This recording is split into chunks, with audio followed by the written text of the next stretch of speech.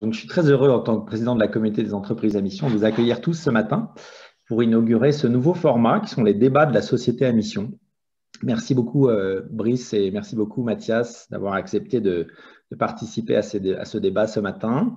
Vous êtes l'illustration de membres contributeurs de la communauté des entreprises à mission et vous contribuez finalement au cœur de ce pourquoi on a créé cette communauté des entreprises à mission, c'est-à-dire enrichir par le partage. C'est ce qu'on va faire ce matin. On va donner à voir comment la société à mission est utilisée par des entreprises différentes, de toute taille, de toute forme. Et c'est ce qu'on va explorer dans les débats de la société à mission, qui est ce nouveau format pour apporter un éclairage sur comment les entreprises se saisissent de ce nouveau modèle. Quels sont les atouts pour chacune d'entre elles? Quelles sont les difficultés aussi de la société à mission dans différents contextes? Donc, cette mise en relief, on va explorer évidemment différentes dimensions de la société à mission, pourquoi on y va, les raisons d'y aller, les modalités et ce que ça change au fond pour chacun d'entre vous. Donc, merci pour cet échange qui s'annonce évidemment passionnant avec près de 400 participants. Il y aura un temps d'échange et de questions à la fin autour des thèmes de la société à mission et Anne-France va mener les débats. Je remercie aussi Anne-France pour inaugurer ce nouveau format avec nous.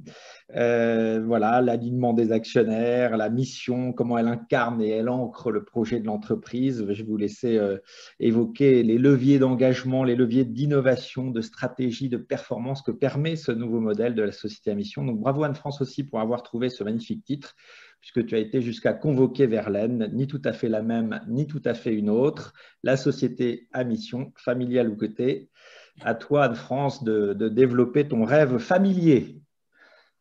Bonjour à tous, on est très content de vous accueillir. Quelques mots sur nos invités, qu'on remercie à nouveau. Donc, Brice Rocher, tout d'abord. Brice, vous avez 42 ans. Vous êtes le petit-fils de Yves Rocher, breton et fondateur de l'entreprise.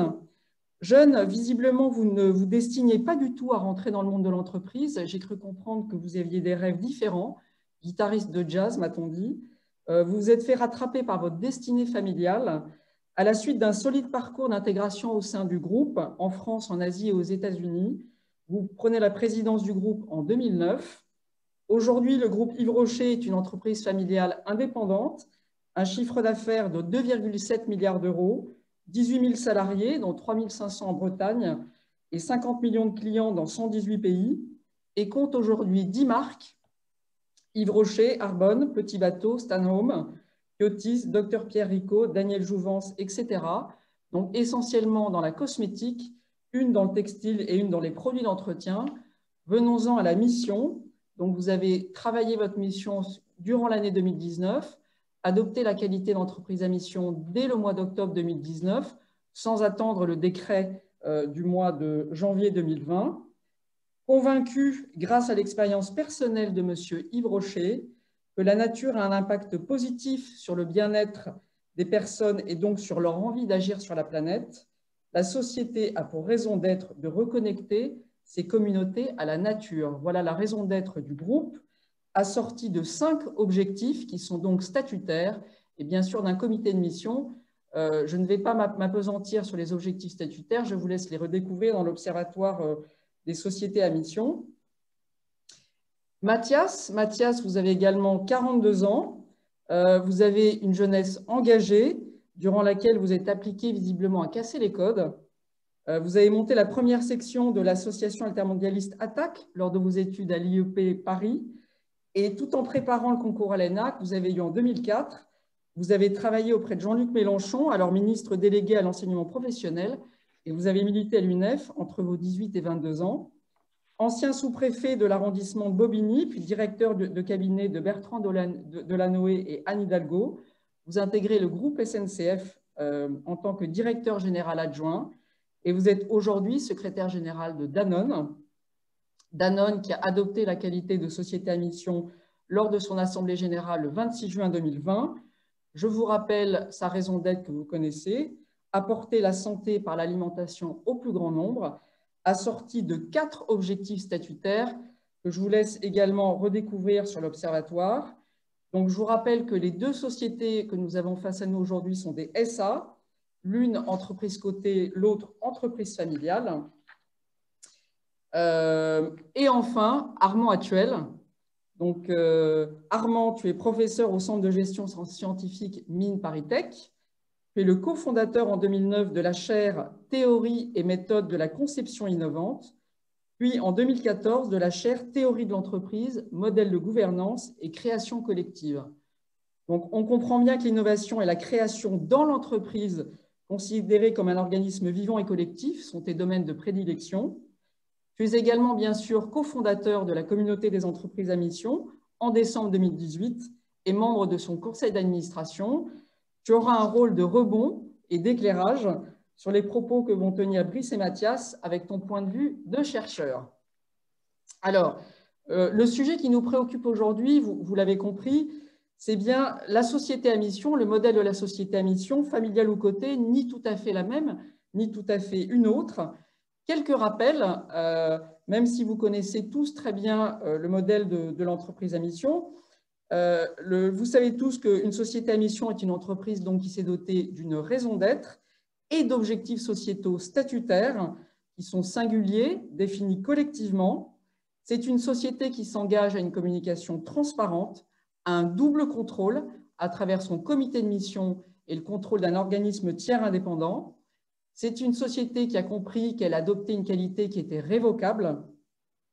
Cette nouvelle qualité vient entériner une mise en tension donc, qui est volontaire, qui fait l'objet d'une inscription dans les statuts et traduit réellement une intention d'utilité sociétale très claire. C'est une innovation juridique qui valorise l'engagement sans enfreindre la liberté à entreprendre et bien sûr compatible avec le profit, qui est considéré là comme un point de passage pour permettre le développement. Et c'est un modèle qui peut être adopté par tout type d'entreprise, d'où le débat aujourd'hui. Alors, la loi propose un cadre, les entreprises s'en saisissent et vont l'éclairer progressivement à travers leur façon de faire.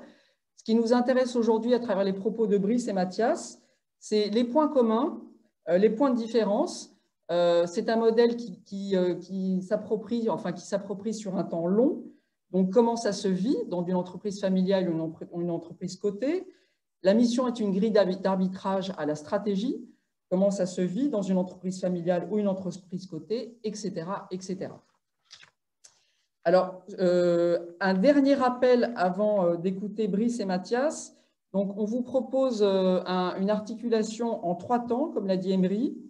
Un premier temps sur les raisons d'y aller, pourquoi le groupe Rocher et pourquoi Danone ont décidé d'adopter cette qualité, où Brice et Mathias interviendront alternativement. Qu'est-ce que ça change, même si on est au tout début du processus et qu'on est encore sur des sujets assez exploratoires? Qu'est-ce que ça commence à faire bouger dans l'entreprise? À nouveau, Brice et Mathias s'exprimeront alternativement. Et enfin, un troisième temps, que faut-il préciser? Est-ce qu'il faut redéfinir ou préciser les contours de la loi? Là, c'est Armand qui fera un wrap-up général. Et on prendra une trentaine de minutes pour prendre et répondre à vos questions plutôt. Donc, n'hésitez pas au fil de l'eau dans le chat de poser vos questions. Anne Mollet les recensera au fur et à mesure et Brice, Mathias et Armand y répondront collectivement sur les 30 dernières minutes. Donc, n'hésitez pas vraiment à poser vos questions au fil de l'eau en écoutant les intervenants. Donc, sans plus attendre, et là, je m'adresse à Brice, sur ce premier temps, sur les raisons d'y aller, pourquoi, Brice, et comment s'est construit le consensus? Comment avez-vous également conduit l'élaboration de votre mission? Est-ce qu'il y a eu des freins ou des doutes à lever? Voilà, comment s'est constituée votre prise de décision sur l'année 2019, Brice? Bonjour à tous. Merci pour l'invitation. À l'époque, en fait, quand la loi Pacte est arrivée, ma réaction a plutôt été négative, on va dire. Je pense que ma première réaction était de me dire, tiens, à nouveau, le gouvernement, et c'est pas propre au gouvernement Macron d'ailleurs, mais ma réaction c'était oui, c'est ça, le gouvernement décharge à nouveau sa responsabilité sur l'entreprise, parce que si la prise en compte du bien commun n'est pas de la responsabilité de l'État, il y a quelque chose qui m'échappe en réalité. Puis finalement, j'ai pris un peu de recul et puis je me suis dit, mais en fait, de toute façon, une entreprise, quelle qu'elle soit, est là pour répondre aux attentes du consommateur. Si c'est ce que le consommateur souhaite, autant y aller. Et autant y aller nous concernant, puisque la réalité, c'est que la marque Yves Rocher est une entreprise à mission depuis l'origine. Parce que, en fait, cette marque s'est créée à l'initiative d'un fondateur, mon grand-père, monsieur Yves Rocher. Et en fait, il n'a eu de cesse de gérer sa carrière en fonction de son expérience personnelle. Mon grand-père, en fait, pour bien comprendre, a toujours eu des problèmes de santé tout au long de sa vie, à tel point que ses parents étaient obligés de lui faire l'école à la maison quand il était tout jeune. Et il s'est instauré une proximité très, très forte entre son père et Yves Rocher, mon grand-père, puisque c'est lui qui lui faisait l'école à la maison. Et en fait, une relation s'est établie entre lui et son père. Son père était janséniste et ça a énormément marqué mon grand-père. Sauf qu'à l'âge de 14 ans, son père décède et il perd son père bien-aimé et il vit clairement un drame familial. Et on se remet dans le contexte. On est en 1944 dans un tout petit village en Bretagne, à Lagacy. Pas beaucoup de distractions pour un enfant de cet âge-là. Et en fait, il se réfugie pendant 2 ans dans les Landes bretonnes. Non pas qu'il dormait en forêt, mais il passait ses journées.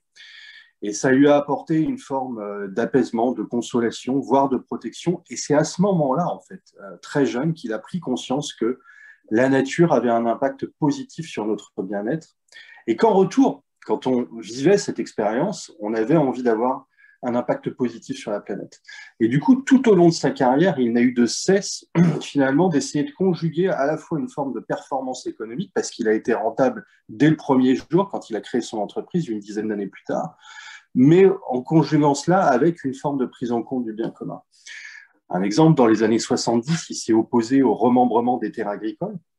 Et on comprend bien pourquoi, à l'époque, on allait vers ça, on cherchait du rendement, de la productivité, mais lui, il voyait la perte des sentiers, des haies bocagères, et une forme d'impact négatif vis-à-vis de la biodiversité. Et compte tenu de l'expérience qu'il avait vécue à l'âge de 14 ans, il s'y est naturellement opposé.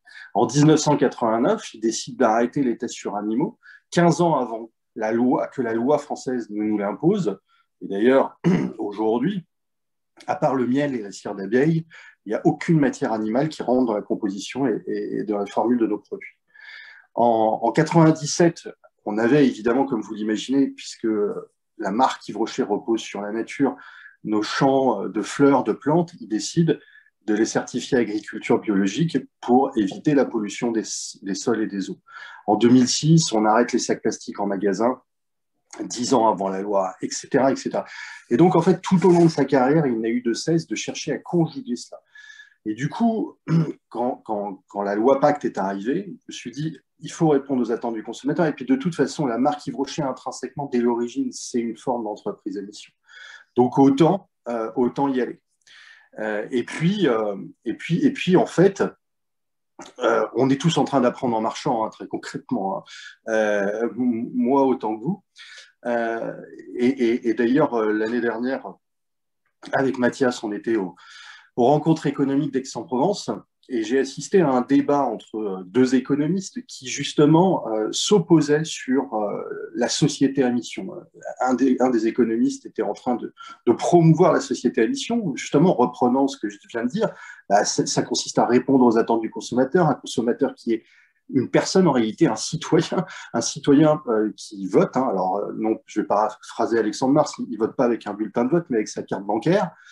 Et donc, l'entreprise, elle est là pour répondre aux attentes du consommateur. L'autre économiste, lui, était plutôt en train de dire, mais écoutez, la RSE, l'engagement, tout ça, ça a un coût. Et c'est vrai, il faut le dire, ça a un coût et ça vient peser dans le PNL de l'entreprise. Mais si ça a un coût, lui, son raisonnement, c'était de dire qu'il va être répercuté dans le prix du produit et donc ça va venir altérer négativement le pouvoir d'achat du consommateur. Je pense qu'il y a des solutions qu'on peut trouver. Mais même au-delà de ça, moi, ce que j'ai dit, écoutez, je suis convaincu qu'une entreprise est là pour répondre aux attentes du consommateur, parce qu'une entreprise ne vole que si elle a des clients, mais elle n'existe que si elle est composée d'individus, c'est-à-dire des femmes et des hommes, accessoirement de talent, ça ne peut pas faire de mal. Et je me suis rendu compte que la raison d'être d'une entreprise, c'est une raison d'y être, pour les collaborateurs, ou pas d'ailleurs. Mais finalement, la raison d'être, c'est le combat que l'entreprise choisit de mener. Et comme on passe les 2/3 de notre vie au travail, comprendre la finalité de ce que l'on fait, en soi, ça n'a pas de prix de mon point de vue. Donc, enfin, voilà, pour toutes ces raisons, voilà pourquoi on s'est engagé dans cette mouvance, en quelque sorte.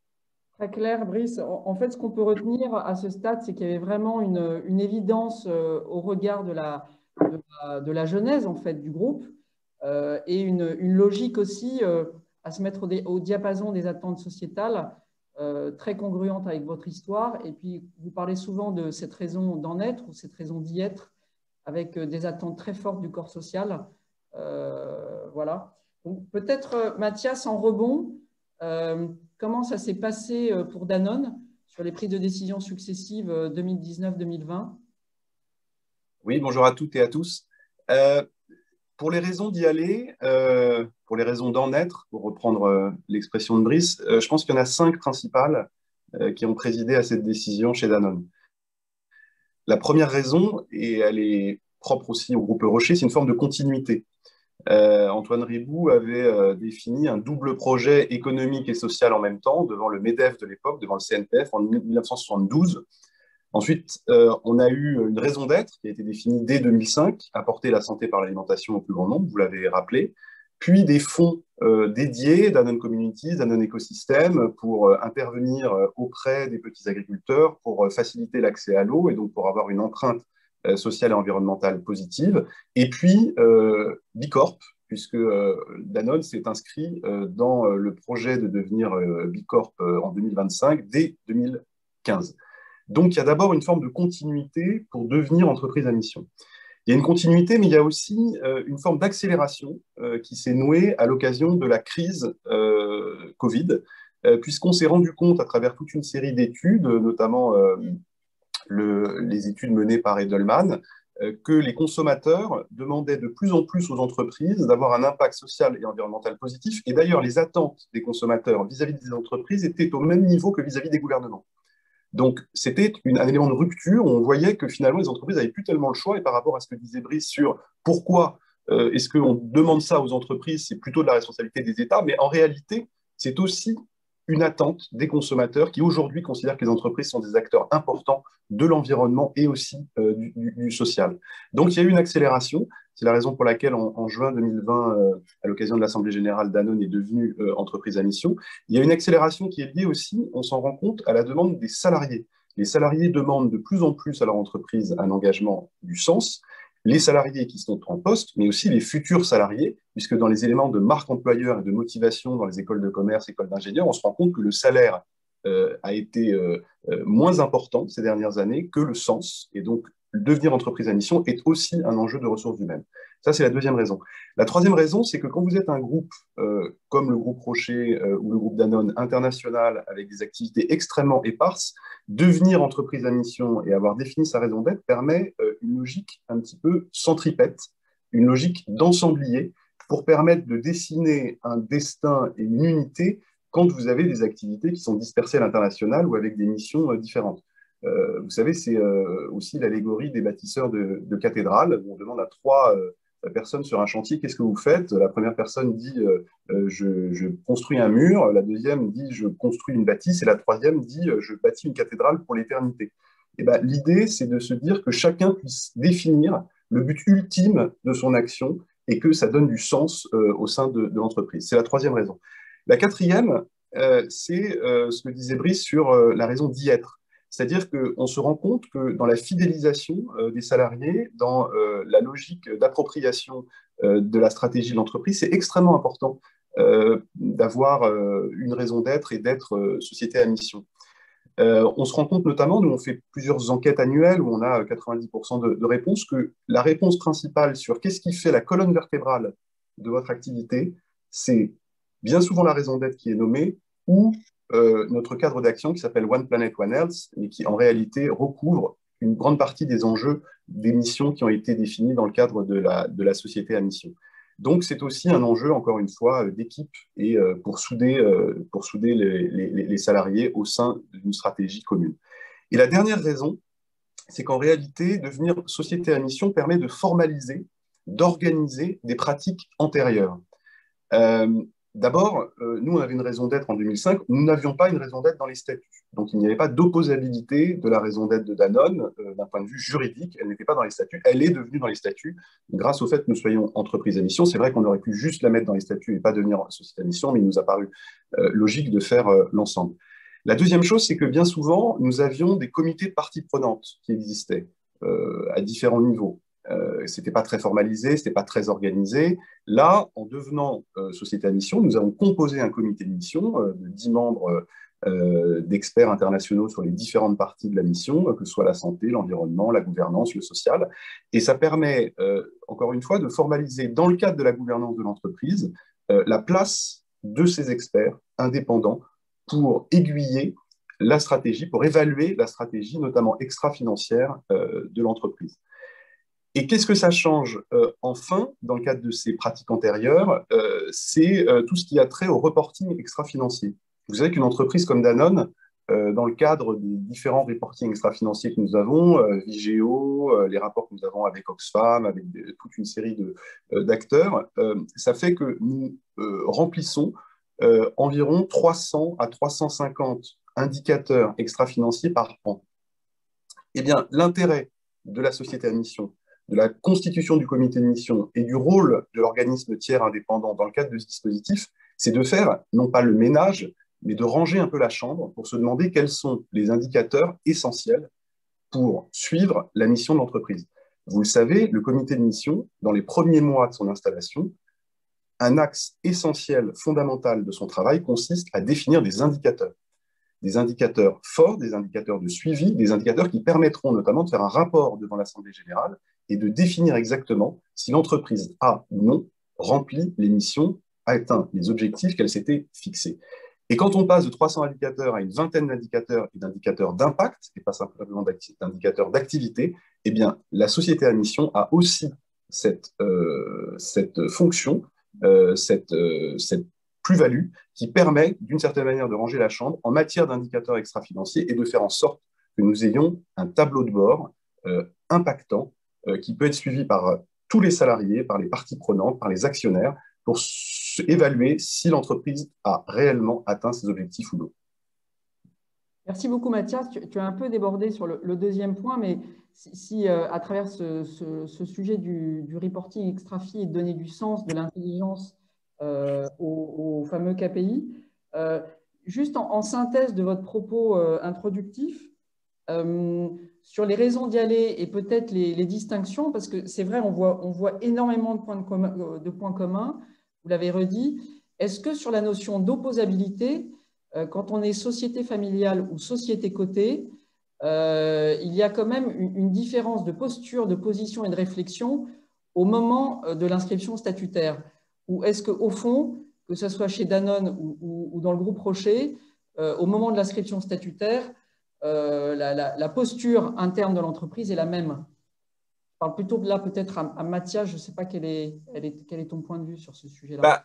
Ce qui est sûr, c'est que en fait, quand la crise est intervenue au printemps et que nous avions comme objectif de l'inscrire rapidement dans le cadre de l'Assemblée générale de juin, il a fallu quand même sonder les actionnaires. Parce qu'on ne pouvait pas partir bille en tête.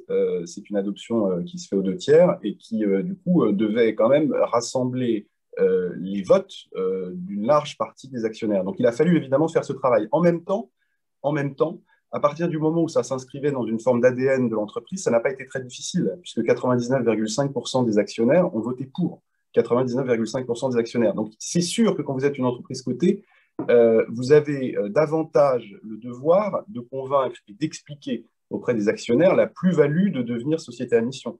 Et une des raisons, sans doute, qui font qu'aujourd'hui, Danone est la seule société à mission du CAC 40, même si d'autres entreprises sont intéressées, j'en ai rencontré plusieurs, et je suis intervenu dans certains COMEX pour expliquer quel était le processus, il est vrai que ce rapport aux actionnaires peut être un petit peu différent dans la logique des différentes parties prenantes que dans une entreprise familiale, où peut-être que, du coup, c'est un peu plus simple de convaincre.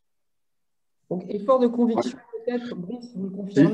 Oui, mais totalement. Mathias a entièrement raison. En fait, le sujet, c'est d'avoir de l'impact.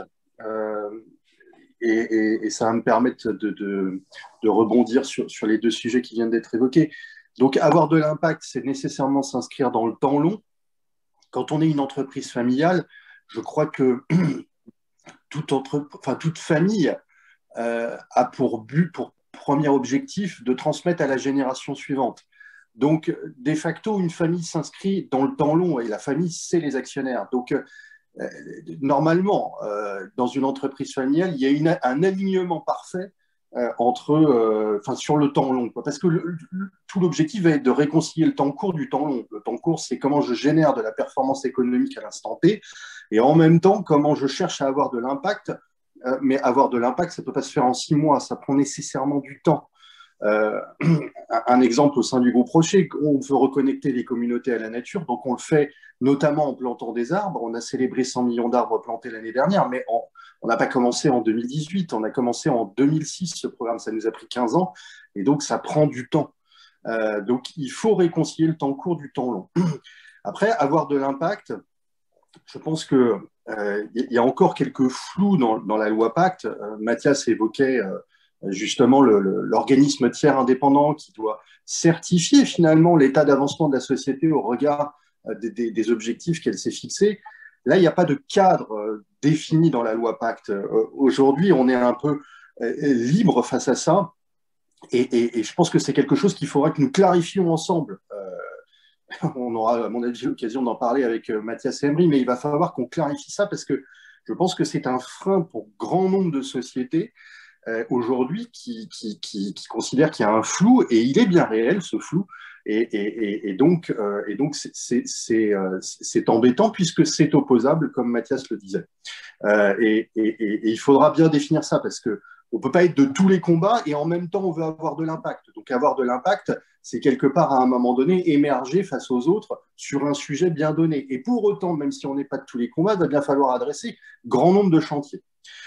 Après, sur l'opposabilité, je ne connais pas un directeur juridique qui sera favorable finalement au statut d'entreprise à mission, puisque c'est opposable juridiquement.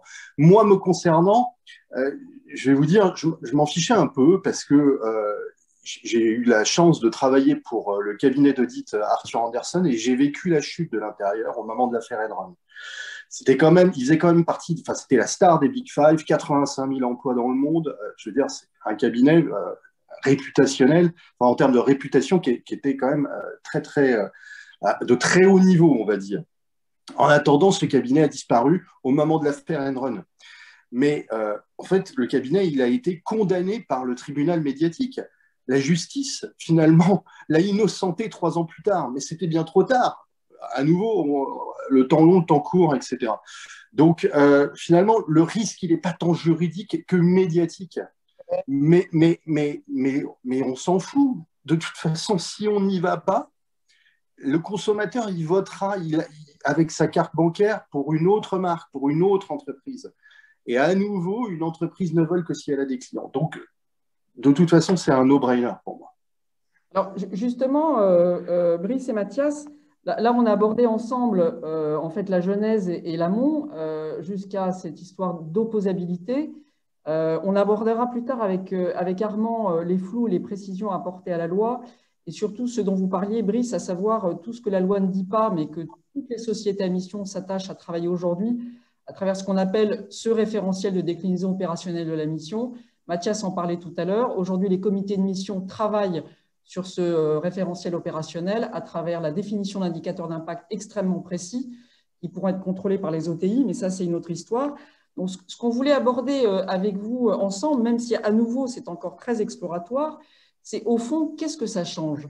Vous avez parlé d'alignement avec les actionnaires. Comment vous imaginez, vous intuitez ce que ça va bouger dans l'alignement progressif avec les actionnaires. Qu'est-ce que ça crée en interne avec le corps social? Qu'est-ce que ça fait bouger avec l'écosystème en amont et aujourd'hui? Un écosystème qui vous est proche et qui comprend mieux l'intention de votre projet. Comment vous réussissez à déployer ça à l'international, vous, groupes internationaux? On en a un petit peu parlé lors de nos entretiens préparatoires. C'est vrai que ce modèle de l'entreprise à mission est un modèle spécifiquement français qui a des cousins dans les pays anglo-saxons. Mais voilà comment vous le déployez, vous le faites comprendre aux collaborateurs à l'international. Comment vous alignez progressivement, et vous le disiez, Brice et Mathias, tous les deux, qu'il s'agit d'un alignement sur du temps long, mais comment les marques et les métiers s'alignent progressivement avec tout ça. Voilà. Donc, qu'est-ce que ça change ou qu'est-ce que vous intuitez que ça va changer pour le groupe Rocher et pour Danone? Alors peut-être, Brice, comme vous venez de parler, la parole est à Mathias. Qu'est-ce que ça change? D'abord, nous, on a l'antériorité de ce que ça a changé, la raison d'être, puisque la raison d'être a été adoptée dès 2005, et la raison d'être de Danone, qui, je le rappelle, et pardon, j'ai l'impression de faire des slots de pub, apporter la santé par l'alimentation au plus grand nombre, cette raison d'être a changé beaucoup de choses. D'abord, elle a permis de calcifier des changements stratégiques qui avaient été opérés. Danone ne vendait plus en 2005, c'est une décision et une orientation stratégique qui a été prise, ni de bière, ni de biscuits, considérant que quand vous apportez la santé par l'alimentation au plus grand nombre, vous ne pouvez plus vendre ce type de produit. Par la suite, la raison d'être a été d'une certaine manière opérante, parce qu'elle a été durable, elle n'a pas été changée en 15 ans, elle a été crédible et aspirationnel, parce que quand vous apportez la santé, vous êtes aspirationnel et vous êtes crédible parce que c'est par l'alimentation qui est votre cœur de métier. Elle était distinctive également, c'est-à-dire qu'elle ne pouvait pas convenir à n'importe quel groupe, et donc elle a été opérante et elle a guidé les choix stratégiques de l'entreprise, réellement. Ça a été une boussole stratégique et pas simplement un slogan de nature communicationnelle ou autre. Et par exemple, quand vous apportez la santé par l'alimentation au plus grand nombre, nous avons eu des cessions ou des acquisitions d'entreprises qui correspondaient à cet enjeu et à cette stratégie. Nous avons acquis, par exemple, White Wave, qui est une entreprise de plant-based, c'est-à-dire de lait végétal. Et à travers toutes les acquisitions que nous avons eues, par exemple, vous connaissez le label Nutri-Score, nous avons 90% de nos produits en Europe qui sont A ou B, c'est-à-dire considérés comme sains. Et donc, nous avons un portefeuille de produits qui est scientifiquement défini comme étant sain, ce qui correspond par les acquisitions et les cessions à la raison d'être de l'entreprise. Donc, premier point, qu'est-ce que ça a changé? La raison d'être a changé beaucoup de choses. C'est une forme d'opposabilité stratégique, ni juridique, ni, j'allais dire, d'ordre de communication médiatique. C'est vraiment une opposabilité stratégique dans la stratégie de l'entreprise. Ensuite, qu'est-ce que ça a changé? Il y a évidemment, on l'a dit, l'opposabilité juridique, c'est-à-dire que dorénavant, les syndicats, les ONG avec lesquelles on travaille, toutes les interactions que l'on peut avoir avec notre écosystème vont prendre la raison d'être qui a été déclinée à travers 4 parties de mission de manière définie, avec des indicateurs qui sont publiés à l'occasion de l'Assemblée générale, donc pourront avoir cette logique d'opposabilité et d'interaction avec nous en disant, mais là, vous avez dit que, vous avez, devant l'Assemblée générale, indiqué que votre objectif en matière de réduction de carbone serait celui-ci. Vous avez dit qu'en matière de plastique, vous réduiriez le plastique de tel niveau. Vous avez dit qu'en matière d'égalité homme-femme, vous vouliez atteindre ces objectifs. Eh bien, il y a dans le corps social, au niveau de l'écosystème, une opposabilité. La deuxième chose, c'est définir des nouveaux éléments d'une forme de gouvernance. Le comité de mission arrive quand même dans un dispositif qui est déjà bien huilé entre le COMEX, le board, etc. Et c'est vrai que dans les manques de la loi Pacte qu'évoquait Brice, il y en a un, mais c'est normal parce que ce n'est pas de niveau législatif, mais ça aurait pu être précisé d'un point de vue réglementaire, mais c'est peut-être la communauté qui s'en emparera. Les relations entre le conseil d'administration et le comité de mission ne sont pas définies. Donc chaque entreprise doit définir elle-même les relations, les interactions entre ce comité de mission et le board. Chez Danone, par exemple, nous avons fait en sorte qu'il y ait un membre du conseil d'administration qui soit en même temps membre du comité de mission pour établir des passerelles.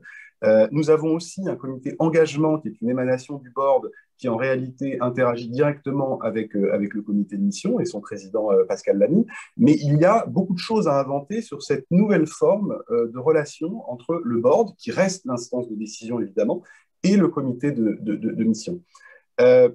Ce que ça change aussi, c'est évidemment l'évaluation externe. Quand vous dites je suis une entreprise vertueuse, je fais du bien à l'environnement et au niveau social, là vous êtes dans l'incantation. Quand vous avez un organisme tiers certificateur qui pour nous est PwC par exemple, vous avez un comité de mission indépendant qui vient regarder, qui vient ouvrir le capot de la voiture et regarder dans le détail comment vous construisez vos indicateurs, est-ce qu'ils sont fiables, est-ce qu'ils sont certifiés, est-ce que vous poursuivez réellement et que vous atteignez les objectifs, eh bien, nous avons un surplus d'une certaine manière d'évaluation externe qui permet de tangibiliser, de crédibiliser la mission que vous donnez et ce que vous dites de vous en matière d'impact social et environnemental. Donc ça change quand même fondamentalement. Il y a un autre élément qui est intéressant pour finir, qui est la question des enjeux internationaux.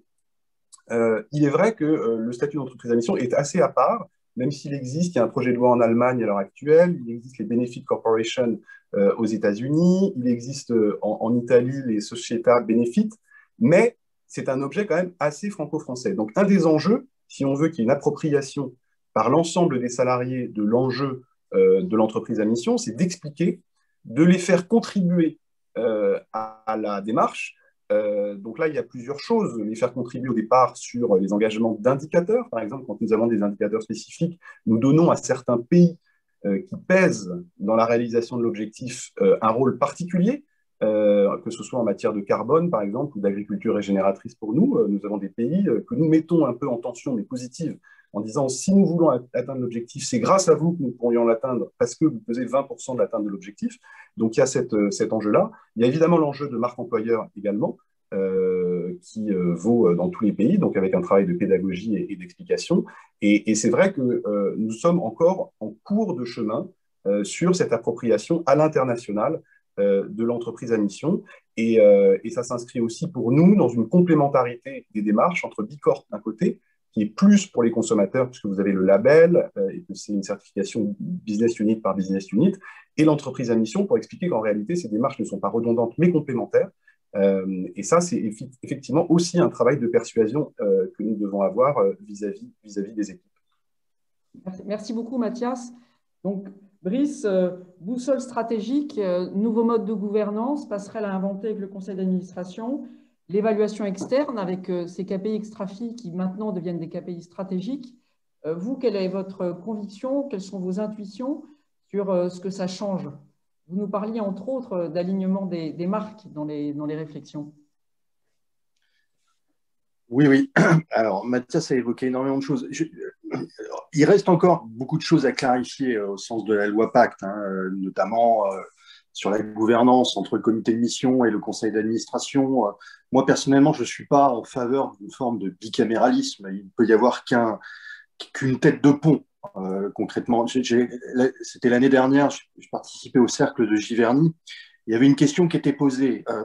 Et la question était, est-ce que le responsable du développement durable, il est membre du COMEX? Mais moi, j'ai envie de dire, c'est le CEO, le responsable du développement durable. C'est comme si on voulait nommer un directeur de l'électricité. Ça n'a aucun sens, quoi. Je veux dire, ça doit être incarné par la tête. Sinon, on va créer des biais qui vont pas aller dans le bon sens. Donc ça, pour moi, c'est le premier point. Après, c'est passionnant parce que ça change des choses véritablement. Moi, je vous l'ai dit, la marque Yves Rocher, finalement, elle est entreprise à mission depuis l'origine. Mais finalement, ça nous a ouvert de nouvelles perspectives, en quelque sorte. Pour vous dire les choses simplement, en fait, la marque Yves Rocher a longtemps leadé le groupe Rocher, parce que c'était la marque principale. Il y a une dizaine d'années, c'était les 2/3 du chiffre d'affaires du groupe. Et donc, en fait, c'est elle qui prenait le lead surtout. Et les autres marques, elles suivaient derrière, quelque part. Mais celle qui a incarné tout ça, c'était la marque Yves Rocher. Ce que ça change concrètement aujourd'hui, c'est que la marque, elle l'incarne évidemment parce qu'elle a une antériorité comme Danone, hein, évidemment, mais les autres marques, elles sont obligées de prendre une forme de leadership sur le sujet. Nous, ce que ça a changé, c'est un processus itératif. À nouveau, on apprend en marchant. Pour moi, la raison d'être au niveau du groupe Rocher, c'est une raison, comme je le disais d'Iette, c'est une raison d'être qui s'adresse d'abord et avant tout aux collaborateurs. Comment est-ce que je fédère les collaborateurs, les parties prenantes, et a fortiori dans un groupe qui est diversifié et international, avec des cultures différentes. Mais plus vous êtes diversifié, plus vous êtes international, plus vous avez besoin d'un objectif commun pour fédérer l'ensemble des parties prenantes, et à commencer par les collaborateurs. Ça, c'est le premier point. La raison d'être au niveau d'un groupe, pour moi, elle doit être corporate, elle doit s'adresser d'abord et avant tout aux collaborateurs et aux collaboratrices de l'entreprise. Après, la raison d'être au niveau des marques, parce que nous, c'est un travail que l'on a fait, on l'a fait au niveau du groupe et puis ensuite au niveau des marques, c'est que chaque marque doit évidemment révéler ses propres spécificités. Quelle est la singularité de la marque en question pour qu'elle puisse se distinguer face à ses concurrents principaux.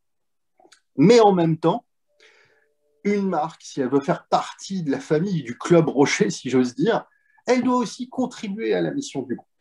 Donc, en quoi la marque, elle, finalement, reconnecte ses communautés à la nature, même si elle doit révéler ses propres points de saillance. Donc, elle doit travailler sur les deux tableaux. Et pour moi, une marque, la raison d'être d'une marque, elle s'adresse d'abord et avant tout aux clients. Et normalement, si je fais bien mon job de ce point de vue-là, plus je vends le produit, plus je nourris la raison d'être. Je vais vous donner un exemple. Petit bateau, on pourrait se demander qu'est-ce que ce petit bateau vient faire dans le groupe Rocher. Bon, c'est un groupe familial, tout n'est pas rationnel dans un groupe familial. Juste pour l'anecdote, en fait, quand mon grand-père a perdu son père, il est très rapidement devenu chef de famille. Ils avaient une boutique à Lagacy qui vendait des tissus, des chapeaux, enfin des vêtements, quoi, grosso modo. Et en fait, il y avait un problème de trafic. Les gens ne venaient plus trop en boutique.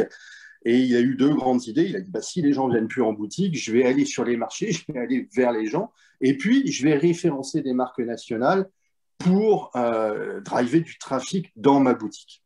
Et donc, il se faisait passer pour son père. Il écrivait des lettres en disant, bon, bah voilà, face à la crise, nous voulons référencer votre marque, qui est une marque nationale. C'est mon fils qui viendra négocier les termes la semaine prochaine, etc. Et il avait écrit aux dirigeants de Petit Bateau de l'époque. Et il avait subi un refus, ce qui fait qu'il a racheté la marque des années plus tard. Donc, tout n'est pas rationnel. Mais, pour autant, stratégiquement, ça n'a pas de sens d'avoir une marque comme Petit Bateau dans le groupe Rocher, qui est un groupe qui est d'abord et avant tout focalisé sur la cosmétique et la beauté et le bien-être.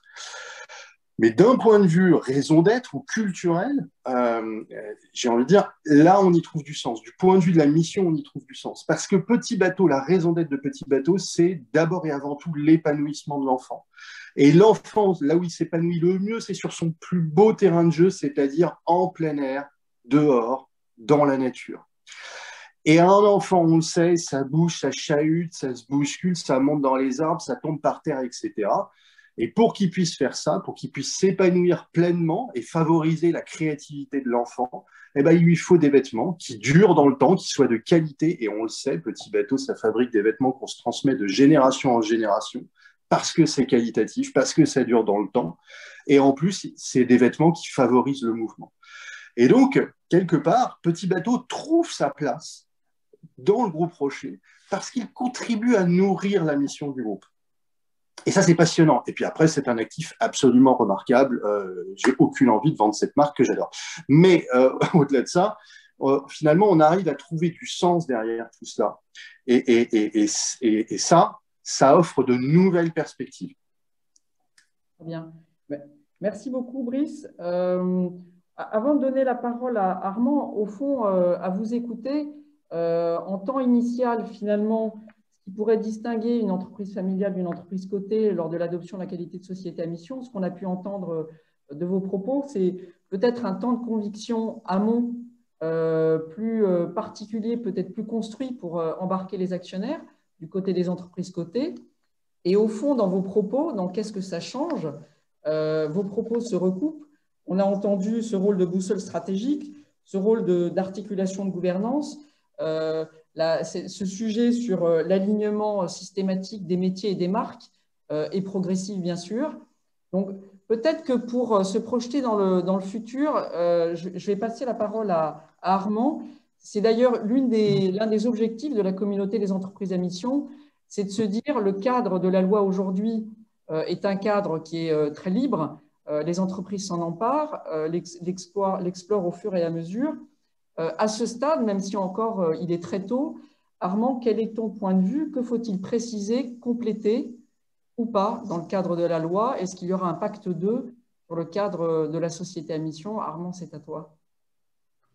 Bonjour à tous et merci à Brice et à Mathias de leurs interventions très riches et que, bien entendu, je ne peux pas réagir à tout, mais tout est passionnant. Je vais me contenter de mettre en avant quelques petits points qui rebondiront sur la question du futur. Le premier qui me semble tout à fait important, c'est que la communauté des entreprises à mission, dès sa création, et on l'a incarné à plusieurs chercheurs, s'est dotée d'un conseil scientifique. Et c'est extrêmement important, nous ne sommes pas une organisation patronale. On est une organisation qui essaye de promouvoir des formes nouvelles d'entreprises et de gouvernement des entreprises. Et pour ça, on a besoin de l'esprit critique, et que cet esprit critique soit en permanence. Et donc, le fait qu'on s'interroge d'emblée, de manière immédiate, je dirais, dès les débuts, c'est encore un petit bébé vagissant, la société à mission, le fait déjà de l'ausculter, de lui mettre des capteurs et de l'analyser me semble tout à fait bienvenu. L'autre élément qui me semble aussi très important, c'est que il se passe plusieurs choses qui se révèlent à partir de l'expérience qui arrive. Et je vais rebondir sur deux points. Le premier, en tant que chercheur, vous savez que dans les années 90, en gros, début des années 90, les plus anciens s'en souviendront, a commencé à se développer une théorie de la culture d'entreprise. Ça avait beaucoup intéressé à l'époque parce qu'il apparaissait que la culture d'entreprise était l'un des leviers de la performance. Et à ce moment-là, il y a toute une série de travaux sur les fondateurs, sur la trace des fondateurs. Il me semble tout à fait intéressant de dire que la loi est en train de révéler quelque chose, qui est que cette notion de culture d'entreprise, qui était de facto, et commence à avoir en quelque sorte un support déjuré.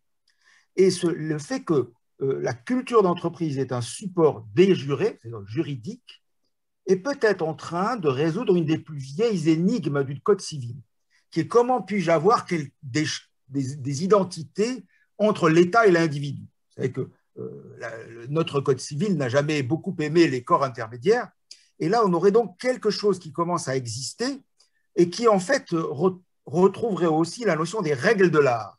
Au fond, moi quand j'achète, j'ai une formation de scientifique et d'ingénieur, quand j'achète un véhicule automobile, je fais quand même l'hypothèse que les ingénieurs partagent ma vision du monde scientifique. Je ne l'imagine pas qu'ils ont testé la sécurité des automobiles en demandant à, je dirais, un mage du coin. Donc, cette communauté de valeurs et de régimes de socialité qu'exprime la mission est peut-être en train de nous aider à comprendre cette notion de culture d'entreprise, de règles de l'art, et qui évidemment trouble parce que, comme l'a dit très bien Brice, moi je vends à des clients. Mais juste après, l'exemple qu'il nous a donné sur Petit Bateau est extrêmement intéressant.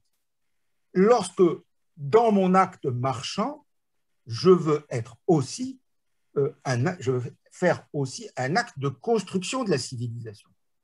Alors, je voudrais revenir aussi sur cette idée parce que l'acte de consommation, on le voit évidemment comme un acte économique de choix du meilleur prix, mais d'une certaine façon, il construit de la même façon que le travail dans les entreprises construit la vie de tout le monde, l'acte marchand construit la civilisation dans laquelle on est. Donc, vous voyez il me semble que la loi révèle toute une série d'éléments qui étaient déjà latents dans des entreprises comme Danone et comme Brice, mais qui n'avaient pas d'existence propre. Alors, est-ce que la loi a tout dit? Bien sûr que non.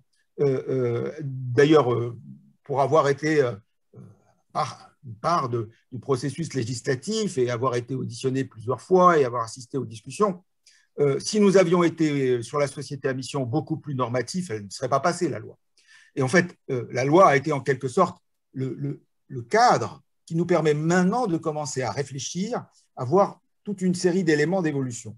Alors, est-ce qu'il faut normer la relation du comité de mission au conseil d'administration? C'est un débat. Et au fond, c'est un débat que l'on va pouvoir nourrir, notamment en analysant ce que font les comités de mission. Et là, les éléments que nous apportent Brice et Mathias, mais aussi l'Observatoire des sociétés à mission, va nous aider. Il est évident qu'il faut respecter l'unité de décision. De toute façon, le droit demandera toujours une unité de décision. Mais le statut, la réflexion, les relations qu'il y a entre un comité de mission et l'extérieur de l'entreprise, la transparence, eh bien, peut-être que la loi aura à se prononcer dans le futur. L'autre élément, c'est le contenu du travail de l'OTI.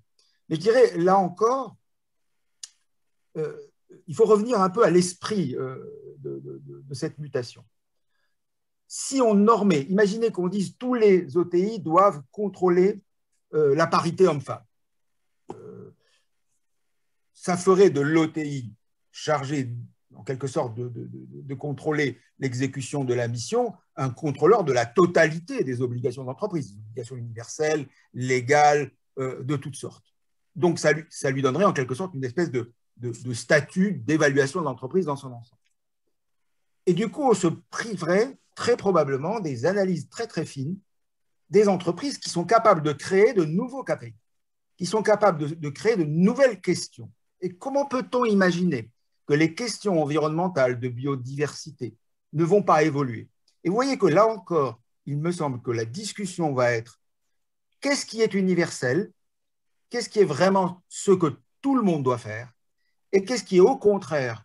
Et c'est là où que l'universel prend une forme singulière et où je pense beaucoup, pour avoir travaillé sur Rana Plaza, sur l'internationalisation des films, je pense beaucoup à ce que la mission doit s'ancrer dans les territoires.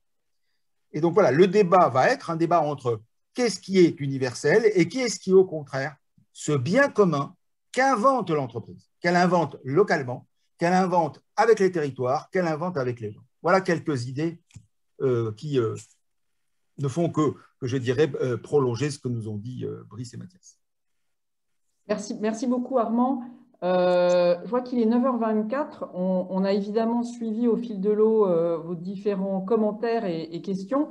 Peut-être Anne, tu peux nous faire peut-être une synthèse des grandes thématiques de questions, sachant que je crois que ensuite Brice, Mathias et Armand s'orienteront là où ils peuvent amener le plus de valeur. Je crois que Mathias a repéré quelques questions particulièrement intéressantes pour ce qui le concernait.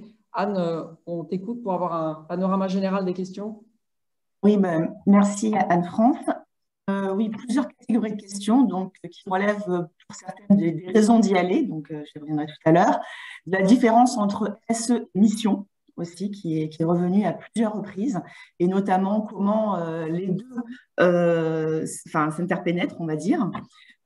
Aussi sur la question de la mission en tant que telle, la formulation de la mission et des indicateurs de suivi.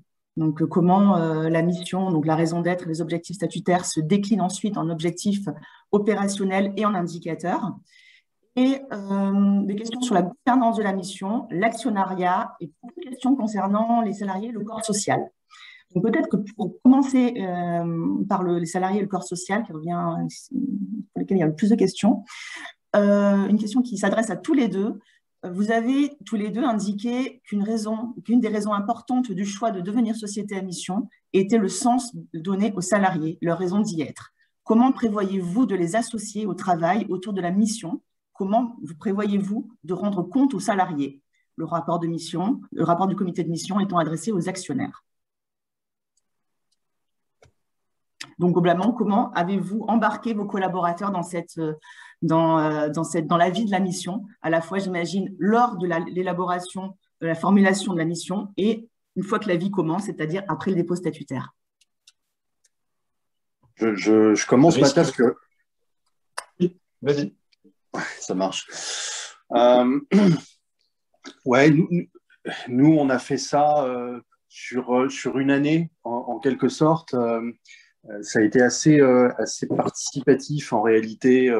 On a travaillé en COMEX avec des groupes de travail à la fois français et internationaux pour déterminer cette mission, cette raison d'être qui derrière a été partagée avec l'ensemble, enfin les top exécutifs du groupe, les 150 top managers qu'on a réunis par à la fois comité de direction de marque ou grand département, les financiers avec les financiers, les RH avec les RH, sur 3 jours pour déterminer dans mon métier, dans ma fonction, dans mon département, quelles sont les conséquences directes de cette mission, de la mission du groupe Rocher, de cette raison d'être, etc.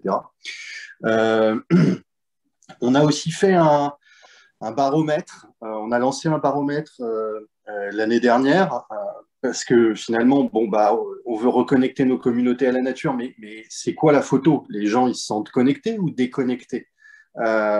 Et puis, il y a des différences entre les Français, les Japonais, les Américains, les Russes, les Mexicains, les Turcs, etc.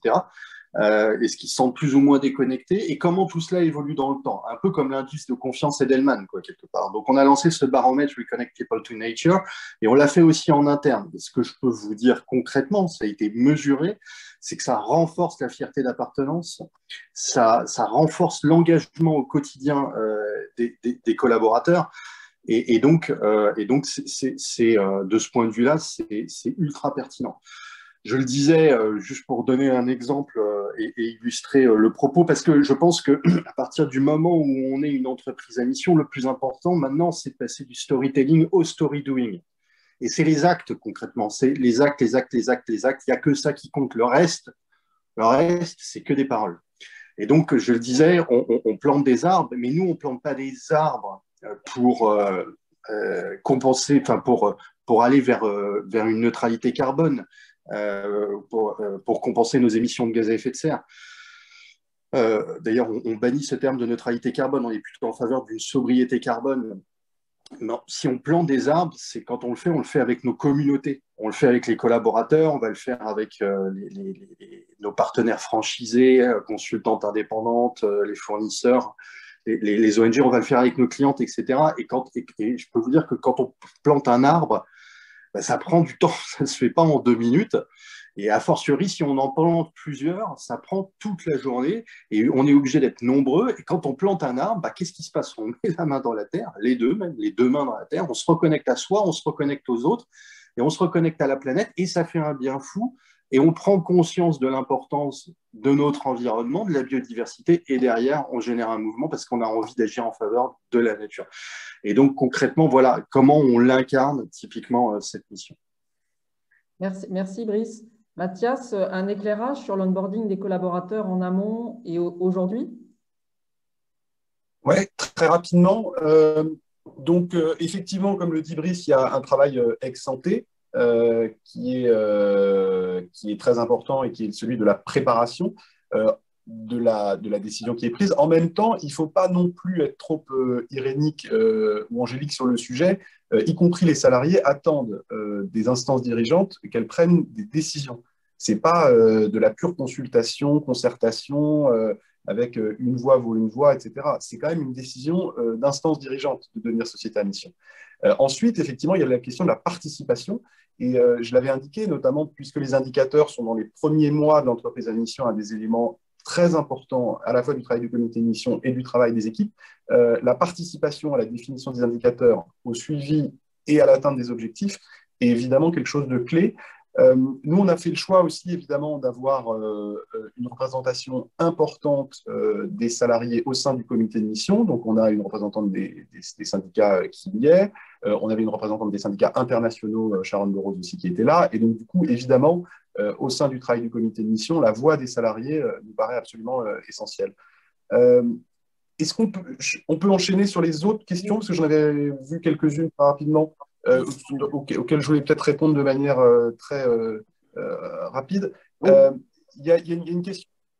pardon, j'ai l'impression que je hijack le… Non, non, pas du tout, parce que je pense que tu voulais répondre à la question sur l'actionnariat, comment une entreprise cotée arrive à convaincre ses actionnaires de s'inscrire sur ce temps long.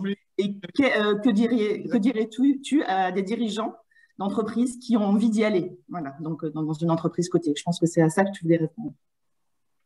Ouais, il y avait une ou deux autres, mais je vais répondre à ça aussi. D'abord, juste, il y a une question de Jean sur le fait que en fait, la raison d'être de Danone, elle daterait de 1919, avec Carasso qui a vendu des yaourts pour lutter contre la malnutrition. C'est juste une remarque très lapidaire et rapide sur l'idée que pour nous, chez Danone, on a la conviction que la durabilité de l'entreprise, ça fait 100 ans, est liée à son impact social et environnemental. C'est-à-dire que c'est lié évidemment à ses résultats, mais c'est beaucoup lié aussi à son impact social et environnemental. Donc, premier élément de réponse par rapport à ce qui est dit, de manière empirique, la durabilité des entreprises s'inscrit souvent dans leur impact social et environnemental. Ça permet de fidéliser les salariés, ça permet de s'inscrire dans le temps long, ça permet de fortifier son écosystème. Et donc, c'est aussi des éléments de durabilité et de robustesse pour l'entreprise. Il y avait une question sur le sujet du sort d'Emmanuel Faber. Je pense qu'il faut en parler. La réalité, c'est que un des enjeux, c'est que l'entreprise à mission dépasse d'une certaine manière son géniteur. C'est-à-dire que l'entreprise à mission s'inscrit dans une forme de durée qui dépasse celui qui a pris cette décision. Emmanuel Faber a été absolument instrumental dans énormément d'avancées que l'entreprise a eues en matière sociale, environnementale, la décision de Bicorp, la définition des fonds Danone Écosystème, le cadre d'action One Planet, One Health. Et moi, j'ai rejoint l'entreprise pour Emmanuel Faber pour cette raison-là. Mais ce qui est vrai aussi, c'est que ce qui est important, c'est que l'entreprise à mission se pérennise, quels que soient, d'une certaine manière, les dirigeants de l'entreprise. Même si le besoin d'incarnation est fort, comme le disait Brice, il faut aussi qu'il y ait une forme de pérennité. Et d'ailleurs, le nouveau président du conseil d'administration non exécutif de Danone, Gilles Schnepp, a réaffirmé l'ambition de l'entreprise de maintenir évidemment et de continuer de renforcer le statut d'entreprise à mission, et notamment dans les interactions qu'il y a eu avec les syndicats, avec le président du comité de mission, notamment en sécurisant les enveloppes budgétaires liées à l'atteinte des objectifs et des indicateurs. Et ça, c'était effectivement un élément important, au-delà du verbe, qu'il y ait un engagement financier pour la poursuite de ces objectifs. Est-ce qu'il y avait juste par rapport, il y avait, je crois, une question sur comment on cascade ça en termes d'actes derrière sur la raison d'être. Nous, en fait, on distingue deux types d'objectifs, les objectifs singuliers des objectifs conventionnels. Les objectifs singuliers, pour nous, c'est les objectifs qui vont donner corps à la raison d'être. Donc, reconnecter les communautés à la nature, typiquement un objectif singulier, comme je le disais, c'est planter des arbres. Un autre objectif singulier au sein du groupe Rocher, c'est en Bretagne, tous nos sites, que ce soit les sites industriels, que ce soit les bureaux à Rennes, que ce soit l'éco-hôtel Spa à Lagacy, sont des refuges biodiversité. Quand on a créé l'éco-hôtel Spa à Lagacy, il y a plus de 10 ans maintenant, en fait, il n'y avait rien, c'était juste une colline avec des arbres, des plantes, des animaux, etc. Et on a bâti cet hôtel en lien avec la LPO, la Ligue de protection des oiseaux. Et en fait, on a réalisé un audit avec la LPO pour mesurer notre impact sur la biodiversité concrètement. Et je peux vous dire qu'après la construction de l'hôtel, et c'est mesuré via la LPO, il y a plus d'espèces animales et végétales qu'avant. Donc, l'impact a été positif de ce point de vue-là. Et en fait, à partir de ce moment-là, on a décidé que tous nos sites en Bretagne deviendraient des refuges biodiversité. Et quand les gens viennent travailler ou viennent se reposer dans l'hôtel, etc., finalement, ils le font en se reconnectant à la nature. Et notre objectif demain, c'est concrètement de faire en sorte que tous nos sites dans le monde soient des refuges biodiversité. Après, il y a les objectifs conventionnels. Je le disais, si on plante des arbres, ce n'est pas pour compenser nos émissions de gaz à effet de serre. On le sait, les arbres, ça fertilise les sols, ça stocke du carbone, ça lutte contre la déforestation, et ça, c'est très, très bien. Mais ce n'est pas pour ça qu'on le fait. On le fait pour reconnecter nos communautés à la nature, parce que tout ça démarre par rapport à l'expérience personnelle que mon grand-père a vécue à l'âge de 14 ans. Pour autant, ça doit pas nous... enfin, on a une obligation. On doit aussi s'inscrire dans la démarche de diminuer nos émissions de gaz à effet de serre. Mais ça, c'est pas propre au groupe Rocher. Je veux dire, quelle que soit l'industrie dans laquelle on est, tout le monde doit s'y mettre. Donc, ce n'est pas de nature comment dire, à nous distinguer concrètement. Donc, ça ne vient pas donner corps à la raison d'être de l'entreprise telle qu'elle est définie. Mais on doit bien avoir ces objectifs conventionnels. Sinon, on va être taxé de purpose washing.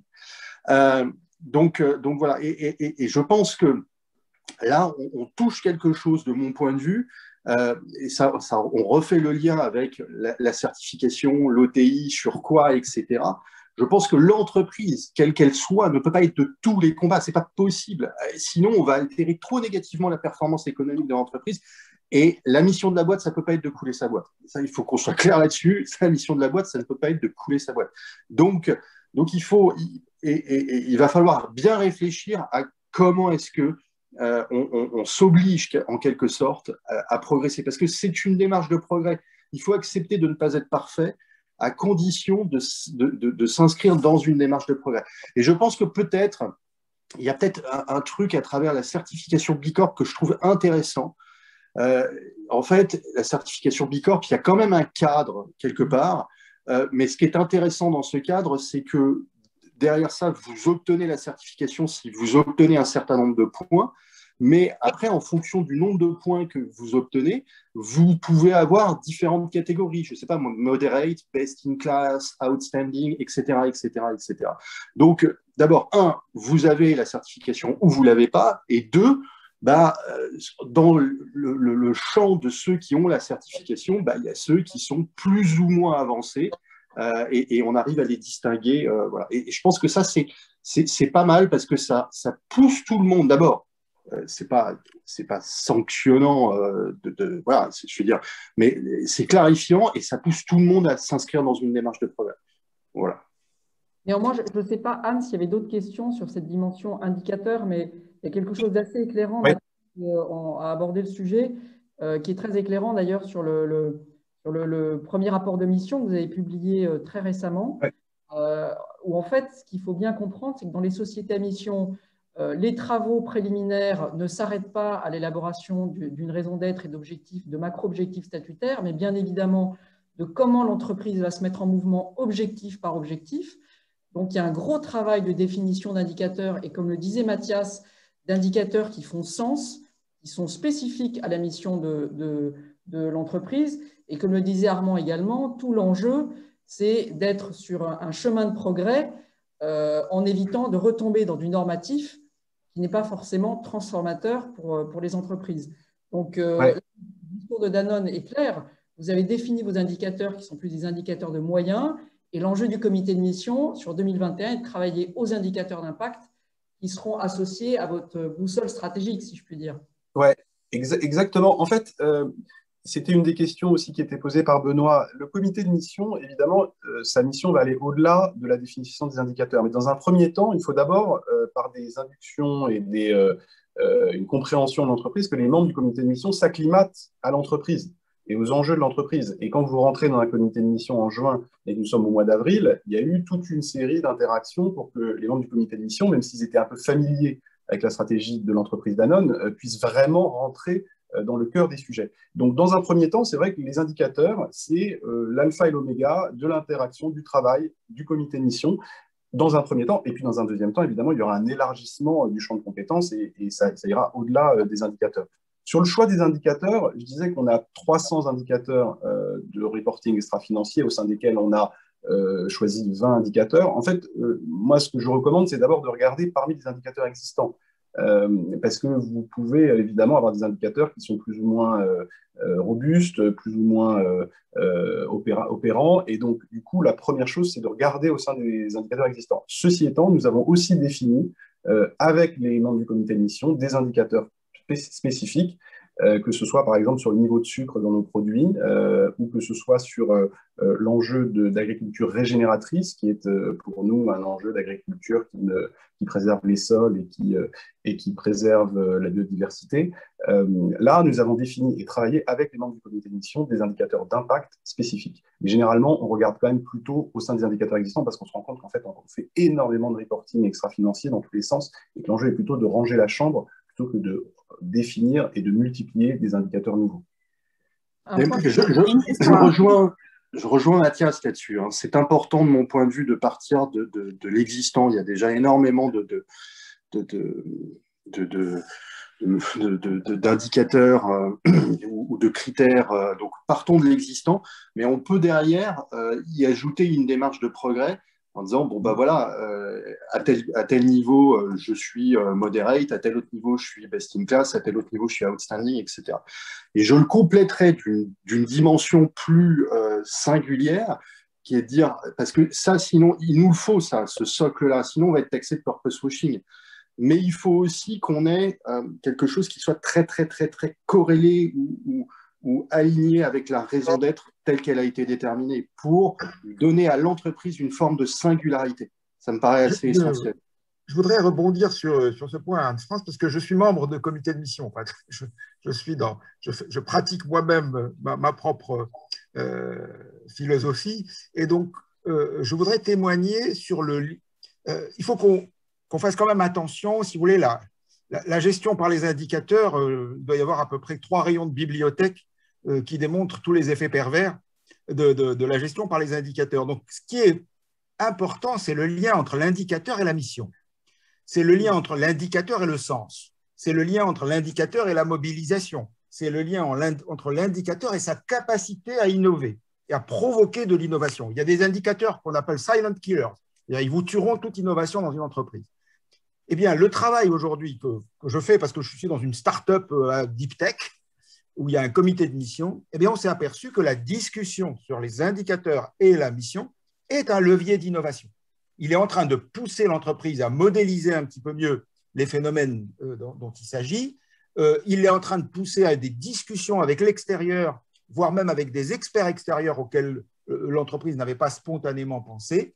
Et donc, en fait, je crois que pour aller tout à fait dans le sens de Brice, qu'il faut garder, si vous voulez, la distinction entre les indicateurs qui sont en fait des indicateurs de normes, c'est-à-dire oui, nous sommes de bons citoyens, et des indicateurs de mission qui sont des indicateurs qui créent en quelque sorte la civilisation que l'entreprise veut créer. L'exemple de Petit Bateau, moi je ne connaissais pas, j'ai absolument adoré de dire que je crois que ça révolutionnerait tous les cas de Harvard si c'est déjà fait, mais de dire que je considère qu'il y a un raisonnement stratégique, culturel à conserver telle filiale, c'est-à-dire que la filiale, elle, participe de ma raison d'être, eh bien, c'est absolument original et c'est quelque chose que nous devons penser parce que, si vous voulez, ça nous sort quand même, je voudrais quand même y insister, le mouvement qui a poussé vers la société à mission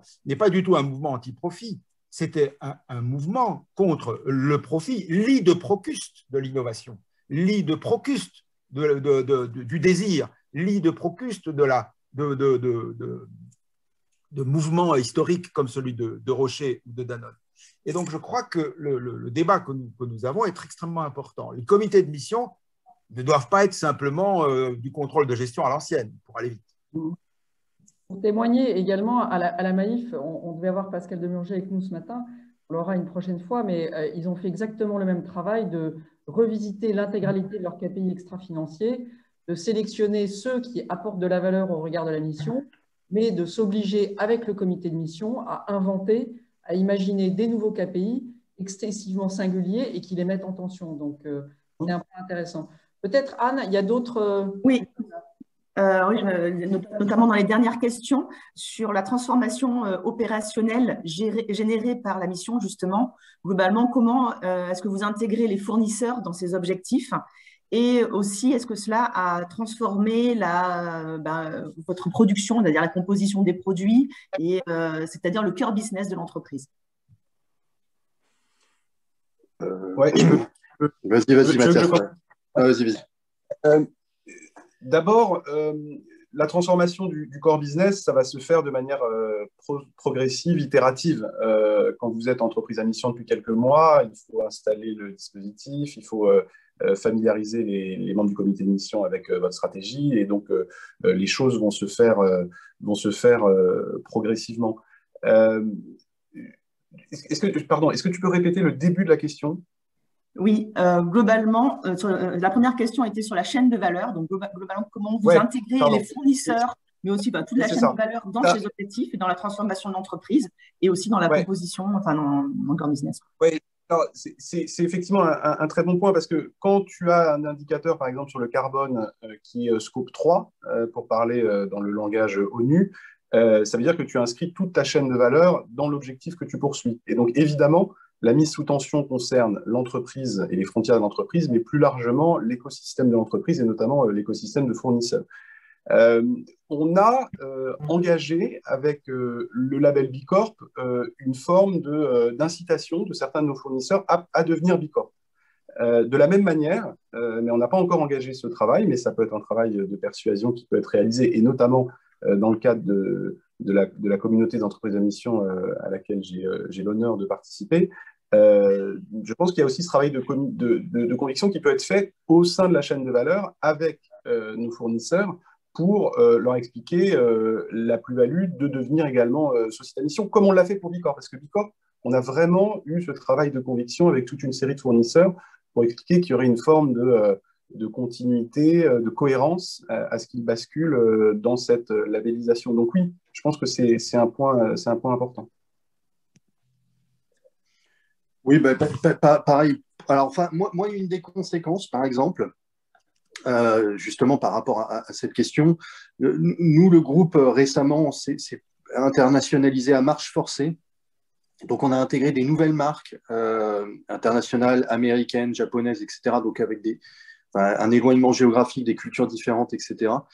Et en fait, une des conséquences, c'est que ça nous pousse à centraliser un certain nombre de fonctions. Je pense aux achats, typiquement, justement pour avoir une gouvernance qui soit plus homogène et cohérente par rapport à la question qui est posée.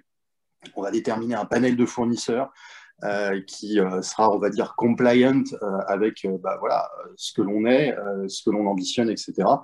Et l'ensemble des marques vont être cornérisées dans cette nouvelle gouvernance, si j'ose dire, quoi. Mais ça, c'est une des conséquences, concrètement. Après, juste pour revenir quand même, parce qu'on a beaucoup parlé de KPI et je ne voudrais pas rendre le truc, pardon, excusez-moi, mais chiant. C'est important, les KPI, hein, bien sûr. La mission, c'est un supplément d'âme. Et nous, on a retenu 3 critères pour déterminer la mission du groupe Rocher. Le premier critère, on est allé puiser finalement cette raison d'être dans les racines de la société ou dans l'ADN du fondateur. Je le disais, ça démarre avec l'expérience personnelle de mon grand-père à l'âge de 14 ans. Et c'est ce qui rend finalement la raison d'être de l'entreprise authentique à l'ensemble des communautés et à commencer pour les collaborateurs. Le deuxième critère qu'on s'est imposé, mais vous verrez que c'est pareil pour Danone, ça s'applique parfaitement bien, c'est que ça doit répondre, la raison d'être, elle doit répondre à un défi futur et actuel même. Et aujourd'hui, on le sait, on vit dans un monde de plus en plus urbanisé, cerné par la technologie. On a en quelque sorte chassé la nature de nos vies, alors que la nature a été notre foyer pendant des milliers d'années. Et c'est probablement d'ailleurs la source d'un certain nombre de troubles, cet état de fait, hein, que ce soit la dépression, les burn-out, le stress, l'obésité, le manque d'attention, etc. Et le remède, il est assez simple à exprimer. En tout cas, c'est juste déjà, commençons par nous reconnecter à la nature, ça fait un bien fou. Et quand on se reconnecte à la nature, derrière, on a envie d'agir en faveur de la planète. Et le troisième critère qu'on s'est imposé, et c'est un exercice de style, mais pas inutile, une fois que vous avez déterminé votre raison d'être, vous la rédigez sur le papier en tête de votre principal concurrent. Si rien ne choque, s'il peut se l'attribuer, il faut soit recommencer le travail, soit fusionner avec son principal concurrent. Mais ça reste un supplément d'âme. Vous avez raison, Brice. Juste une petite remarque. C'est vrai qu'il peut y avoir des KPI, comme le dit Armand, qui ne tuent pas le sens. Et surtout dans des organisations de 18 000 personnes, ça peut constituer des jalons intéressants pour avancer collectivement vers ce sens-là. Donc, c'est vrai que le sujet pour les sociétés à mission est complexe de ne pas tomber dans du normatif. On voit qu'il y a certains commentaires d'ailleurs dans le fil de ce sujet-là. Est-ce que… il y avait une question aussi, je crois, sur la formulation. Donc, typiquement, oui, nous, on est en mouvement sur les produits concrètement. Par exemple, on a lancé l'éco-douche, qui est et shampoing d'ailleurs, qui est un gel douche et un shampoing, mais de 50 millilitres qui vient remplacer le 400 millilitres. Et avec une goutte, finalement, vous avez le même bénéfice que pour un 400 millilitres. Donc, c'est 2 fois moins de plastique, c'est 2 fois moins d'émissions de gaz à effet de serre. L'année dernière, sur la marque Yves Rocher, on est passé en 100% plastique recyclé, recyclable. Là, alors bon, les magasins sont fermés, mais dès qu'ils réouvrent, on lance les shampoings solides, etc., etc. Donc évidemment que on est en mouvement par rapport à ça, quoi. Et moi, je l'ai dit, hein, c'est un plan de transformation à 10 ans, hein, ce qu'on a lancé. Je l'ai dit aux équipes, je l'ai dit, on a une cible, on va déterminer la feuille de route, la roadmap, et puis on va y aller progressivement tous ensemble. Ceux qui ne s'inscriront pas dans cette démarche, il y a un actif dans le groupe Rocher qui ne s'inscrit pas dans cette démarche, il aura vocation à être cédé. Il faudra faire partie du club ou pas. Voilà. De manière plus large, c'est la dernière question, mais qui est aussi la plus emblématique. Quel avenir pour les entreprises qui n'entreraient pas dans cette démarche et dans cette réflexion? Ça ouvre un peu le sujet par rapport à ce que tu dis, Brice. Chez toi, les entreprises, les filiales qui n'entreraient pas dans cette démarche auraient vocation à sortir. Mais plus globalement, dans le monde économique, quel avenir pour les entreprises qui ne se lanceraient pas demain dans cette réflexion? Si je peux répondre, je pense qu'il n'y a pas de leçon à donner parce que chaque entreprise a son histoire et son secteur d'activité. En revanche, on sent quand même qu'il se passe quelque chose et que ce n'est plus vraiment une option en réalité. Le rôle social, environnemental de l'entreprise, la question c'est à quel moment vous prenez le manche pour le faire et est-ce que vous êtes parmi les avant-gardistes ou alors est-ce que vous êtes parmi les suiveurs? Je pense que la question se pose plutôt à ce niveau-là. Les attentes sociales, sociétales et environnementales et sociétales aussi. Quand on voit sur Black Lives Matter les positionnements des entreprises qui aujourd'hui, y compris sur des sujets de société qui peuvent être anguleux, prennent des positions quitte à perdre certains clients, je pense que ça montre que l'entreprise est de plus en plus poreuse aux sujets environnementaux, sociaux et sociétaux. Et donc, d'une certaine manière, l'entreprise à mission permet d'avancer et de formaliser ce type d'engagement.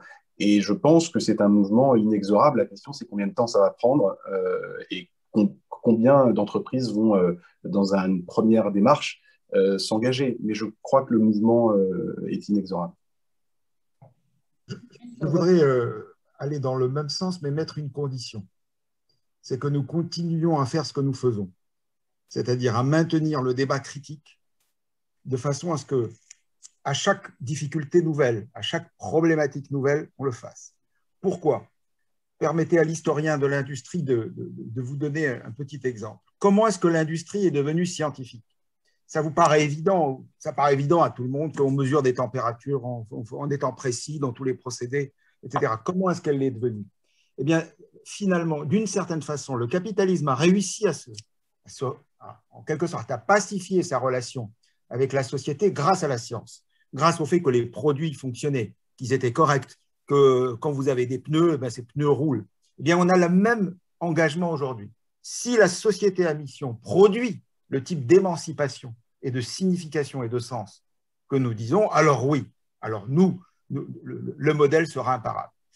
Mais pour ça, il faut garder la même rigueur que celle avec laquelle on a développé la science dans l'industrie, c'est-à-dire le travail des collectifs et le travail critique en permanence pour justement empêcher d'une certaine façon qu'on sorte des rails. Et je crois qu'on en a donné un petit exemple aujourd'hui. Peut-être, Brice, un mot de la fin avant que Emery conclue le débat, puisqu'il nous reste 5 minutes. Tout a été dit, mais non, mais je reprendrai. Je pense que Mathias a raison, il y a quand même une lame de fond là, qui est en train de s'installer. Il y a une conscientisation qui a été lente, mais elle est bien réelle aujourd'hui. À nouveau, une entreprise, elle est là pour répondre aux attentes du consommateur. Et à nouveau, la raison d'être, c'est une raison d'y être pour les collaborateurs. Et très sincèrement, enfin, je veux dire, tout au long de ma carrière, le succès d'une affaire ou d'une autre affaire, ça dépend des femmes et des hommes qui constituent l'affaire. Et donc, la raison d'être, c'est une raison d'y être. Et c'est... Je vais vous dire quelque chose. La raison d'être, c'est du miel. Le statut d'entreprise, enfin de société à mission, c'est de la gelée royale. Ah. Je passe la parole sur cette belle symbolique à Emery pour conclure nos échanges. Merveilleux. Merci beaucoup Anne-France, merci beaucoup Armand pour ton éclairage toujours passionnant. Merci évidemment à Brice et Mathias. Ni tout à fait la même, ni tout à fait une autre. Je crois que ça a été tout à fait assez justement dit par l'ensemble de vos propos. Je crois qu'on a échappé également à la fusion entre Rocher et Danone, puisque les raisons d'être ne sont pas interchangeables. Donc, c'est une bonne nouvelle aussi. Et je crois que, en tout cas, merci pour vos témoignages et votre contribution, parce que ça permet d'éclairer vraiment et de donner vraiment du relief sur comment la société à mission, quelle que soit finalement la forme de la société, qu'elle soit familiale ou cotée, transforme en profondeur le modèle. On est tous là pour ça. Je crois que c'est applicable. Et merci pour vos témoignages, parce qu'il y a beaucoup de sources d'inspiration dans vos propos qui vont nourrir les réflexions des uns et des autres. Donc, voilà, je n'ai rien d'autre à dire pour conclure. Peut-être Anne-France. Oui, non, mais je regarde le fil. En effet, ça n'est qu'un début. Donc, il y a tout un tas de questions passionnantes, très exploratoires que vous nous avez posées. Donc, à nouveau, ça n'est qu'un début et continuons ces échanges pour continuer à explorer ensemble et éclairer ensemble ce nouveau modèle. Voilà, je pense qu'Emery vous l'a dit en introduction. Il y aura d'autres e-talks et puis, on l'espère évidemment, dès le mois de juillet ou de septembre, voilà, des choses qui seront plus interactives et qu'on se retrouvera enfin en mode physique. Donc voilà, merci à tous pour vos contributions. Et puis, très belle journée à tout le monde et à bientôt pour le baromètre numéro 2 des sociétés à mission qui devrait sortir au mois de mai.